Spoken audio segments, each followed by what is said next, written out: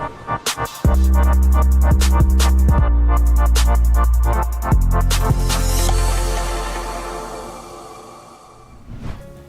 Sobat Milenial, apa kabarnya? Salam sehat ya buat kalian, dimanapun kalian berada. Kita ketemu lagi di program spesial IDN Times, Suara Milenial.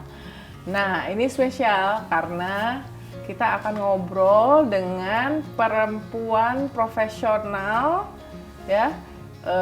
Dunia perbankan itu dunia yang tidak mudah. Tapi sebelum sampai ke posisi ini, narasumber kita ini menjalani karir yang panjang, gak ada yang instan katanya. Dan menariknya di berbagai lembaga.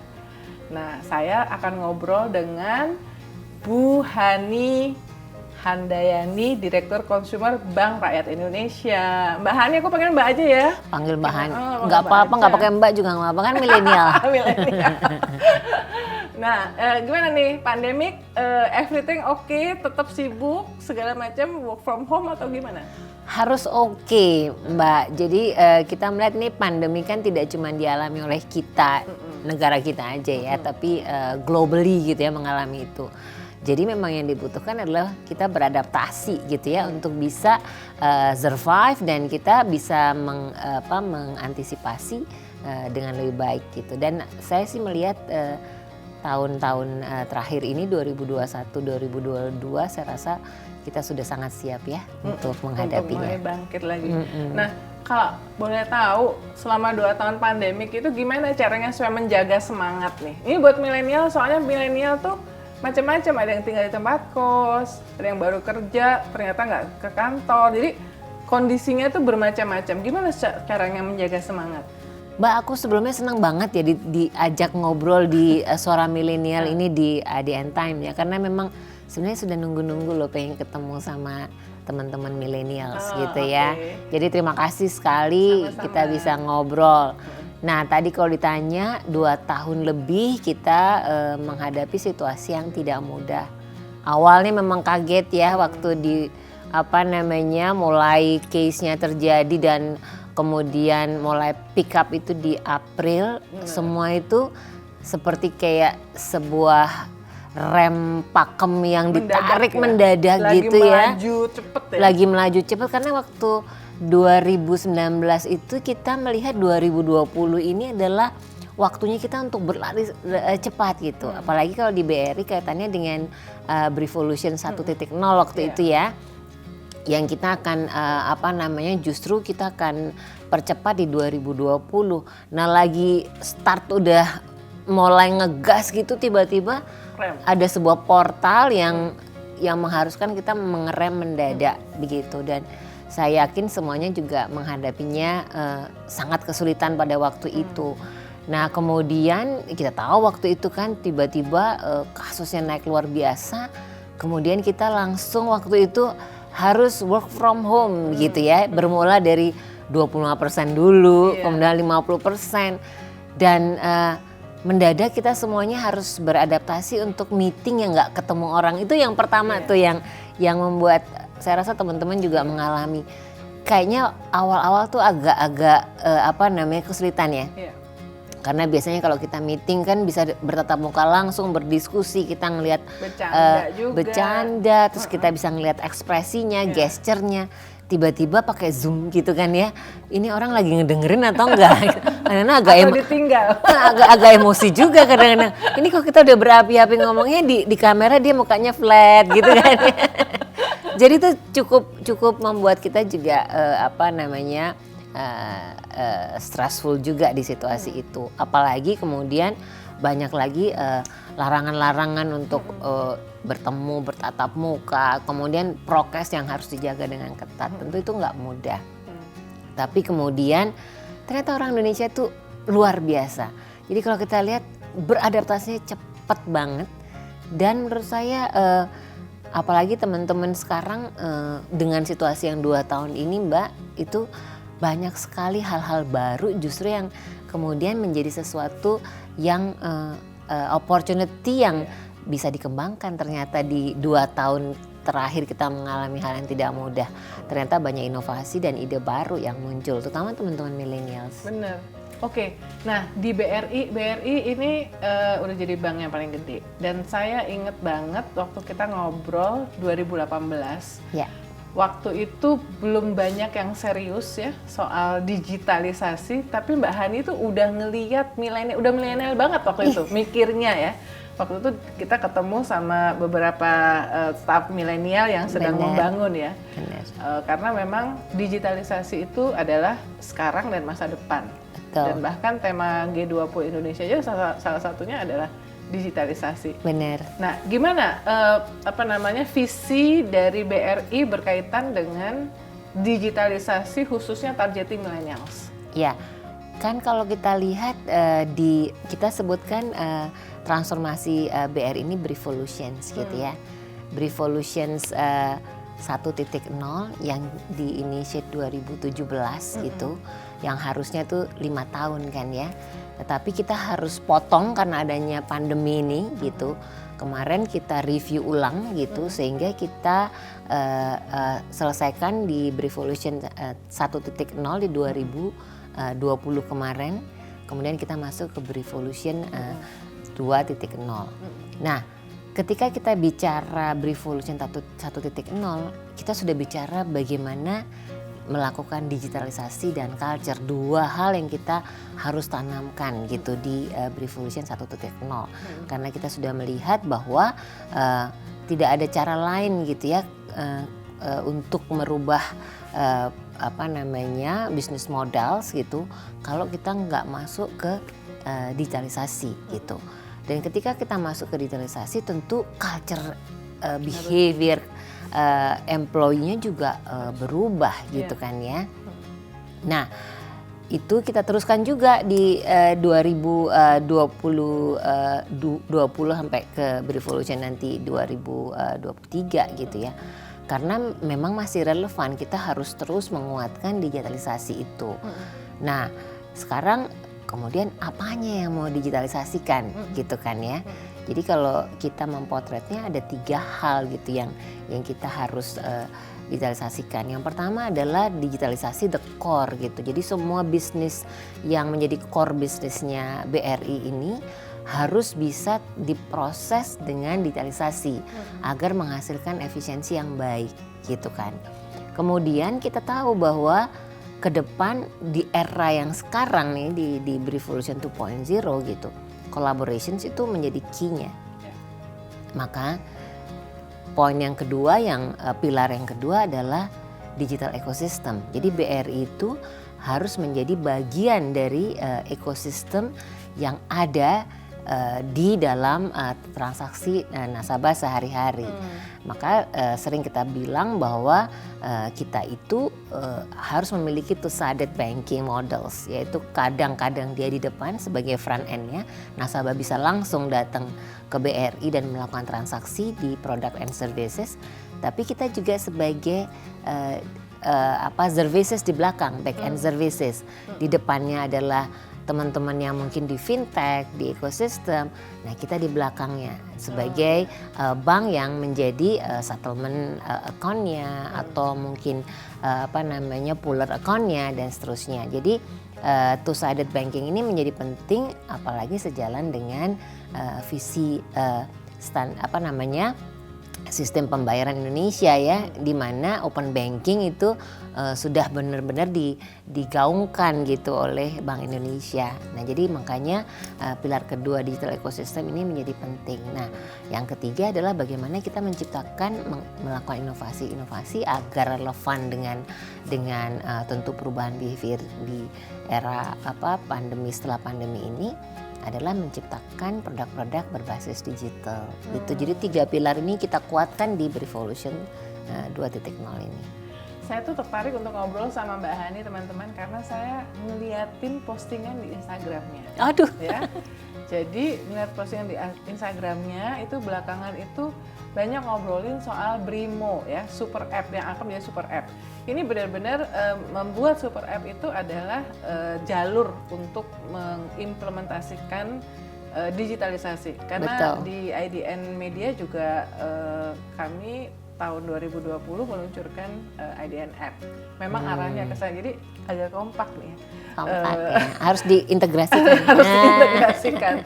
Nah, ini ide super app ini apa yang mendasari kemudian untuk Brimo ini, Mbak Ya. Ani? Sebenarnya kan Brimo itu adalah transformations dari mobile banking application Benar. kita yang lama. Nah, kalau dulu kita bicara mobile banking itu benar-benar close loop ya Mbak, close loop. Jadi ya udah nasabah bank dulu, kemudian dia menggunakan mobile application-nya untuk transaksi yang very conventional gitu. Nah, kan udah nggak relevan lagi ya di era pandemi ini, apalagi semua orang kayaknya mager gitu, malah segerak ya kan ya, mager. Dia kalau bisa transaksi pakai jempol aja deh. Bener. Gitu ya, mau ngapa-ngapain pakai jempol aja gitu ya. Jadi kita harus menyesuaikan dengan itu, sehingga kita harus menciptakan super apps gitu ya, yang di dalamnya harapannya nanti seluruh kebutuhan lifestyle sehari-hari orang Indonesia, dari mulai anak kecil sampai yang sudah senior, saya nggak bisa bilang tua ya, senior gitu ya, itu menggunakan Brimo untuk mereka melakukan aktivitasnya. Jadi kita berharap dari mulai orang bangun tidur, teng gitu ya, sampai dia tidur lagi, dari mulai dia lahir, jadi sampai dia nanti kembali lagi atau cradle to grave saya bilangnya, itu harapannya semua bisa di-serve oleh Brimo. Makanya kita bilang itu super apps, karena Brimo itu bukan saja nanti hanya, sekarang nih juga sudah Mbak, tidak hanya orang berbank dengan BRI kemudian baru melakukan transaksi, tetapi justru dia bisa dipakai oleh siapapun gitu ya untuk melakukan aktivitasnya. Termasuk yang bukan nasabah BRI. Termasuk bukan nasabah, karena dia bisa menggunakan uang elektronik dari yang lain. Nah, gimana tuh adjustment, ini bagian dari adjustment ke kebutuhan yang pasar milenial ini ya, termasuk dengan kemudian ke super app Brimo ini. Ya, pertama beruntungnya saya punya anak yang millennials gitu ya, yang saya juga bisa ngajak ngobrol dia sebenarnya yang dia butuhin tuh apa gitu kan ya. Kemudian biasa melakukan assessment dengan anak kan jauh lebih mudah. User experience. UX-nya gitu ya, dia experience-nya seperti apa. Kemudian saya coba bergaul dengan lintas gitu. Jadi berteman sama anak-anak muda gitu ya, ikutan gimana sih mereka itu main game dan seterusnya. Sampai juga mendengarkan ibu-ibu gitu ya, atau orang tua gitu ketika dia melihat anaknya. Demikian juga mendengarkan orang-orang tua ketika dia ngerasa bahwa sekarang situasi berubah ya, tapi kok saya kesulitan untuk beradaptasi terhadap cara-cara bertransaksi yang baru. Sehingga satu sisi ini kayak ada yang sangat advance, satu sisi ada yang gaptek gitu kan ya. Jadi dari situ kemudian diskusi sama tim, kita harus membuat mobile apps yang bisa digunakan oleh dua sisi nih. Satu yang memang sudah sangat advance, yang gaptek. Makanya kenapa di Brimo ini satu-satunya mobile apps juga yang punya fast menu. Oh, oke. Jadi kan tadi kalau ada yang gaptek, saya butuhnya transfer doang, bayar listrik gitu kan, cek mutasi nih paling sering ya, cek mutasi saldo ada apa enggak gitu kan ya. Kemudian misalnya bayar kartu kredit misalnya kayak gitu ya. Nah mereka tuh bisa langsung mengaturnya di dalam fast menu, jadi nggak perlu dia login lagi gitu, cukup dimasukkan di dalam fast menu, maka dia bisa transaksi dengan mudah. Kayak gitu termasuk ibu-ibu yang sama kayak saya deh. Yang butuhnya cuma itu doang. Tapi banyak yang lebih canggih-canggih kan ya. Apa aja semuanya udah benar-benar cashless ya. Benar. Oke. Gitu. Nah, potensi tentu BRI masuk ke sini karena melihat potensinya ya. Kalau saya nggak salah ini Bank Indonesia memprediksi transaksi digital akan mencapai 49,73 kuadriliun. Saya nggak kebayang itu. Nolnya berapa ya? Nolnya berapa ya? Memang besar ya? Sangat-sangat besar. Jadi kalau kita lihat dulu sebelum pandemi, kita berpikir bahwa pada waktu kita bilang bahwa kita akan transformation ke digital and culture, kita pikir butuh waktu 5 tahun ya untuk kita bisa melakukan literasi dan edukasi ke market.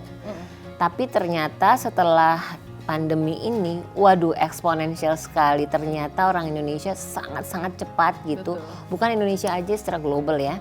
Sangat-sangat cepat mereka berpindah langsung ke digital platform itu. Jadi kalau kita lihat bahkan kalau kita bandingkan 2019 ke 2020 gitu growth-nya dibanding 2020 ke 2021 itu kalau kita lihat 2020 ke 2021 di mana pandemi sudah berlangsung 1 tahun, itu transaksi di Brimo itu 6 kali lipat lebih tinggi gitu. Jadi posisi sekarang berapa?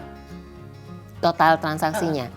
Kalau kita lihat hampir 1.400 miliar transaksi ya.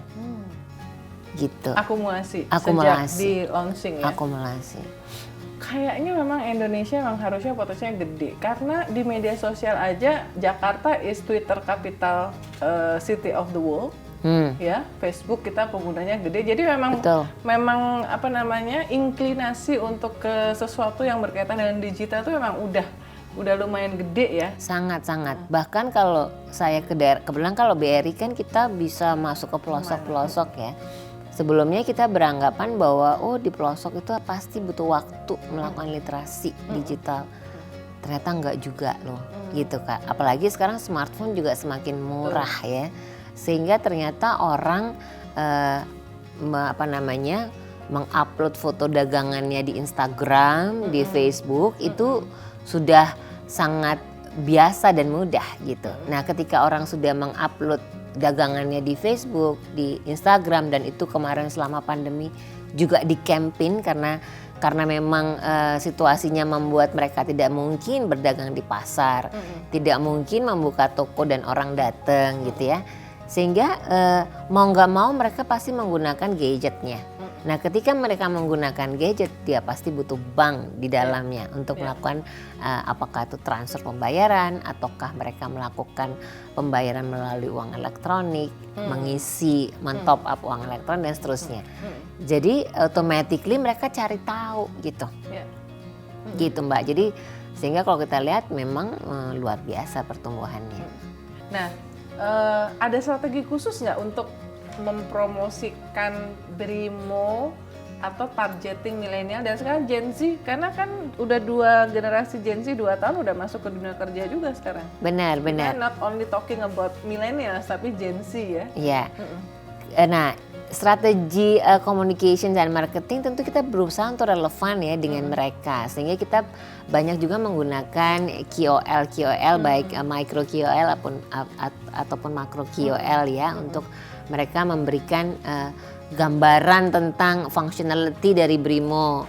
Kemudian mereka juga menggunakannya, mereka memberikan testimoni gitu. Jadi kita punya banyak sekali KOL yang tadi sesuai segmennya. Jadi kita tentukan gitu. Jadi misalnya kalau kita bicara misalnya millennials above, kita ada kerjasama Manoa sama Ariel misalnya gitu. Kemudian untuk yang bawah kita anak-anak muda. Iya benar. Aku lihat Ariel ngegitarin gitu. Jadi kemudian kita juga ada dengan Lipstick Rider, juga dengan Travel Secret, kita bicara tentang perempuan-perempuan dengan functionality Brimonya gitu. Dan banyak lagi micro KOL yang di daerah-daerah itu mereka menceritakan tentang kemudahan untuk bertransaksi dengan Brimo. Apakah super app Brimo ini the ultimate innovation untuk digitalisasi di BRI? Atau ada yang lain yang e-payment, innovation? Ya, jadi kalau di BRI sebenarnya tiga digital platform yang kita betul-betul akan kuatkan. Satu adalah Brimo ini yang menjadi super apps yang akan terkoneksi, terintegrasi dengan ekosistem. Dia bisa ada di dalam ekosistem. Jadi kalau Mbak lihat nanti misalnya sekarang nih buka misalnya di Blibli atau di Tokopedia, di situ ada logo Brimo untuk bayarnya. Jadi langsung jadi Brimo ada di sana. Tapi juga Brimo terkoneksi. Jadi aplikasi lain masuk ke dalam Brimo. Jadi kita itu benar-benar Brimo ini akan jadi vehicle untuk open banking kita yang jadi super apps itu. Kemudian satu lagi adalah Brispot namanya. Nah, Brispot ini juga menjadi salah satu platform yang ini lebih kepada loan processing. Nah, yang satu lagi adalah agen Briling. Kalau dulu agen Briling kita bicara tentang transaksi di agen-agen, toko-toko yang mom-pop stores itu dengan edisi gitu ya. Nah, nanti basisnya mobile juga gitu. Jadi tiga platform ini yang menjadi backbone kita untuk digitalisasi. Oke. Nah, itu tadi obrolan Suara Milenial saya dengan Mbak Hani Handayani, Direktur Consumer Bank BRI, tentang transformasi digital yang dilakukan oleh BRI melalui super app Brimo. Tentu teman-teman bisa langsung cek ya, nggak cuma cek di Instagramnya Mbak Hani, tapi saya kasih tahu ya, Hani Handayani aja. Ada update-update-nya tentu saja juga di channel-channel dari BRI ya, banyak sekali itu disampaikan karena komitmennya nggak cuma bikin tapi juga melengkapi dengan literasi digital yang juga sangat penting buat teman-teman milenial dan juga buat yang kolonial seperti saya. Semuanya penting literasi itu. Thank you banget Mbak Hani atas waktunya dan obrolannya, dan teman-teman sekalian sampai ketemu di Suara Milenial berikutnya. Bye.